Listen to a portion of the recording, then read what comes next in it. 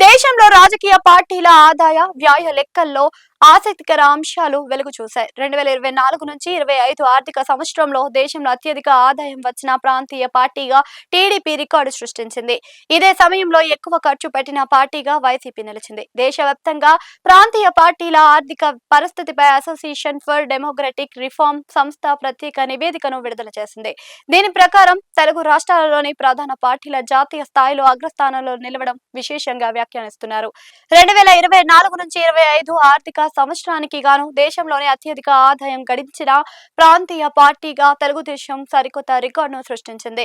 సార్వత్రిక ఎన్నికల వేళ వ్యూహాత్మకంగా అడుగులు వేసిన టీడీపీ ఏకంగా 228.31 కోట్ల రూపాయలను మాత్రం ఆదాయంతో దేశంలోనే అత్యంత సంపన్న ప్రాంతీయ పార్టీగా అవతరించింది. సార్వత్రిక ఎన్నికల వేళ వ్యూహాత్మకంగా అడుగులు వేసిన టీడీపీ ఏకంగా 228.31 కోట్ల రూపాయల ఆదాయంతో దేశంలోనే అత్యంత సంపన్న ప్రాంతీయ పార్టీగా అవతరించిందని ఏడీఆర్ నివేదిక వెల్లడించింది. టీడీపీ తర్వాత పశ్చిమ బెంగాల్ కు చెందిన తృణమూల్ కాంగ్రెస్ 219 కోట్ల రూపాయలను ఆదాయంతో రెండో స్థానంలో నిలిచింది. విపక్ష వైసీపీ కాంగ్రెస్ పార్టీ 140 కోట్ల ఆదాయంతో మూడో స్థానాన్ని దక్కించుకుంది. ఆదాయం ఒక ఎత్తు అయితే ఎన్నికల వేళ జనాలలో వెళ్లేందుకు కూడా పార్టీలు చేసిన ఖర్చులు మరో ఎత్తు.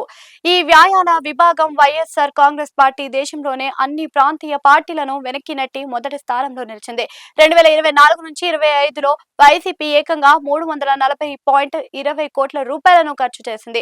ఆశ్చర్యకరమైన విషయం ఏమిటి అంటే తమకు వచ్చిన ఆదాయం 140 కోట్లు అయితే అంతకంటే దాదాపు రెట్టింపు మొత్తాన్ని పార్టీ ఎన్నికల ప్రచారం కోసం ఖర్చు పెట్టిందని ఏడీఆర్ నివేదిక తేల్చింది.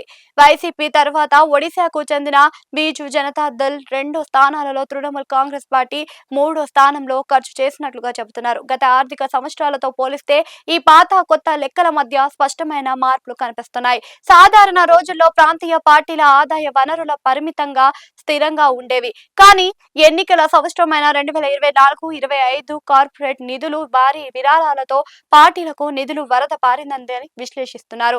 గతంలో చాలా పార్టీలు తమకు వచ్చిన ఆదాయాలతోనే పొదుపుగా ఖర్చు చేస్తూ మిగిలిన మొత్తాన్ని భవిష్యత్తు అవసరాల కోసం ఫిక్స్డ్ డిపాజిట్లు చేసేవి.